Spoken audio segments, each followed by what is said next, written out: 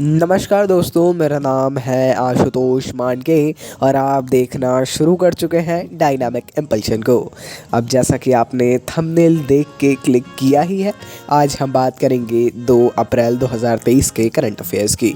और अब जब वीडियो देखने का मन बना ही लिया है तो बीच में तो जाइएगा नहीं, क्योंकि ज्ञान को कभी भी अधूरा नहीं छोड़ना चाहिए।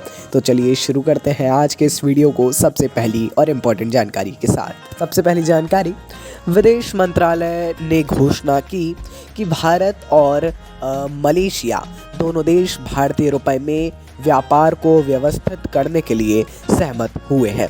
एक ये बहुत ही ज़्यादा अच्छी बात है ना। इससे क्या होता है, एक्चुअली यदि आप देखते होंगे डॉलर है ना, अभी बीच में जब ये टाइम हुआ था रशिया और यूक्रेन वाला, तब उस समय भी आपने देखा होगा कि कैसे अलग अलग करेंसीज पे व्यापार हो रहा था, लोग मना कर रहे थे अलग अलग देश। उसी प्रकार अब भारत और मलेशिया में जो भी व्यापार होगा वो भारतीय रुपए में ही होगा। अच्छी बात है ये बहुत ज़्यादा।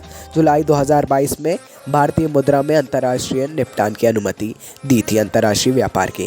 आइए आगे बढ़ते हैं। प्रधानमंत्री श्री नरेंद्र मोदी जी के द्वारा भोपाल मध्य प्रदेश में रानी कमलापति स्टेशन से नई भोपाल दिल्ली वंदे भारत एक्सप्रेस को हरी झंडी दिखाई गई है।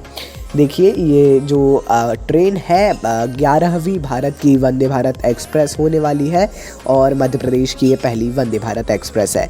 ये कुल 7 घंटों में 708 किलोमीटर की दूरी तय करेगी। बहुत ही ज़्यादा ये एक अच्छी बात है मध्य प्रदेश के लिए, है ना। बहुत ही अच्छा कार्यक्रम वगैरह हुआ वहाँ पर और अच्छा, ये अलग अलग विकास के लिए अच्छी चीज़ें हैं। आप सभी लोग इससे अच्छी तरीके से परिचित हैं।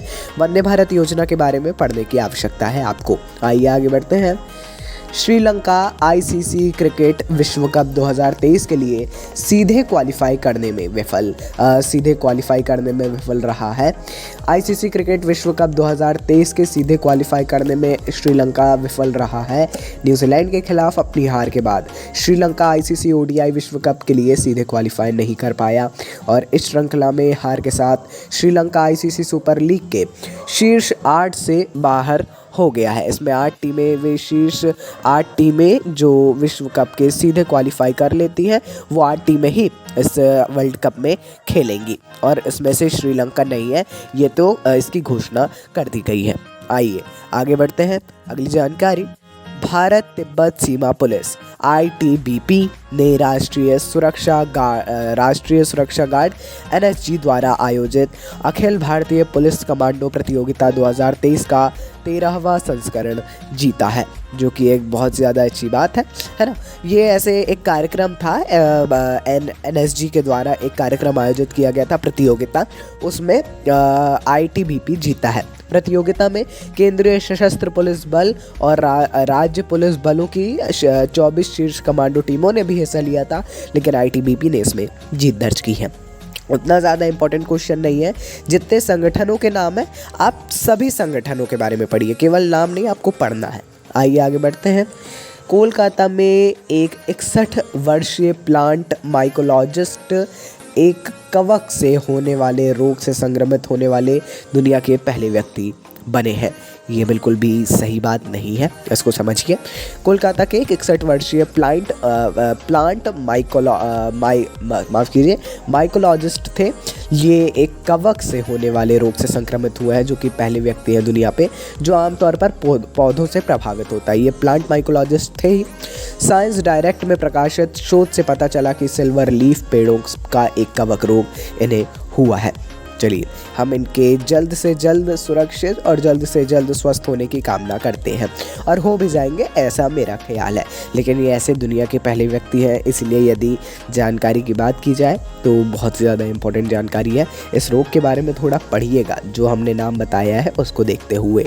आइए आगे बढ़ते हैं। अगली जानकारी, केंद्र सरकार ने 15 वर्ष से अधिक आयु के लोगों को साक्षर बनाने के लिए एक नई योजना न्यू इंडिया लिटरेसी प्रोग्राम की शुरुआत की है। सबसे ज़्यादा इम्पोर्टेंट आज के, यदि दूसरे जानकारियों से कंपेयर किया जाए तो ये सबसे इम्पोर्टेंट जानकारी है आज के इस वीडियो में। न्यू इंडिया लिटरेसी प्रोग्राम ये इसे वित्तीय वर्ष 2022-23 से 2026-27 के दौरान कार्यान्वयन के लिए 1000 करोड़ से अधिक वित्तीय परिव्यय के साथ लॉन्च किया गया था। और इसको मतलब न्यू इंडिया लिटरेसी प्रोग्राम इसका नाम है, 15 वर्ष से अधिक आयु के लोगों के साक्षरता के लिए। एक बात जो लोग कंफ्यूज हो जाते हैं, साक्षर और एजुकेटेड, साक्षर और शिक्षित, इसमें आप लोग अंतर अवश्य देखिए। आइए आगे बढ़ते हैं। उत्तर प्रदेश के मुख्यमंत्री योगी आदित्यनाथ जी ने लखनऊ में स्कूल चलो अभियान 2023 का शुभारंभ किया है। उत्तर प्रदेश के माननीय मुख्यमंत्री योगी आदित्यनाथ जी के द्वारा स्कूल चलो अभियान 2023 शुरू किया गया है। इसका उद्देश्य है उत्तर प्रदेश बेसिक शिक्षा परिषद के तहत प्राथमिक और उच्च प्राथमिक विद्यालयों में 100% नामांकन सुनिश्चित करना, अर्थात वही छात्रों को सही गुणवत्तापूर्ण शिक्षा प्रदान करना, वहाँ पर छात्रों का कम से कम दाखिला हो। दाखिले वाली बात मैं नहीं मानूंगा, लेकिन है ना, ऐसा है भी नहीं, लेकिन यहाँ पर लिखा है कि 100% नामांकन सुरक्षित हो, एडमिशन हो अर्थात उनका, है ना। आइए आगे बढ़ते हैं, अगली जानकारी को देखते हैं। मुख्यमंत्री त्रिपुरा के मुख्यमंत्री डॉक्टर माणिक शाह ने त्रिपुरा के अगरतला में त्रिपुरा के राजा महाराजा वीर विक्रम किशोर माणिक्य बहादुर की प्रतिमा का अनावरण किया है।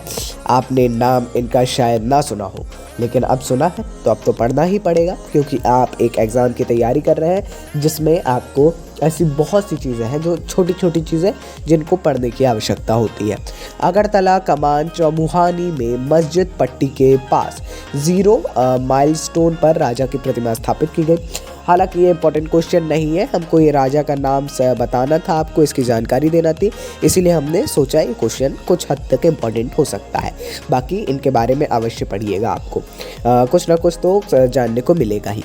तो चलिए दोस्तों, ये थी आज के इस वीडियो की अंतिम जानकारी। जैसा कि हमने बताया, इंपॉर्टेंट जानकारियाँ हैं, इसलिए अंत तक जुड़े रहिए और आप जुड़े रहे, अच्छी बात है। बाकी कल किसी को अप्रैल फूल बनाया हो या ना बनाया हो, आप कभी स्वयं से झूठ नहीं बोल सकते, जैसा कि बताया जाता है। अच्छे से पढ़िए, अच्छे से ध्यान दीजिए। नमस्कार, डायनामिक इम्पल्शन।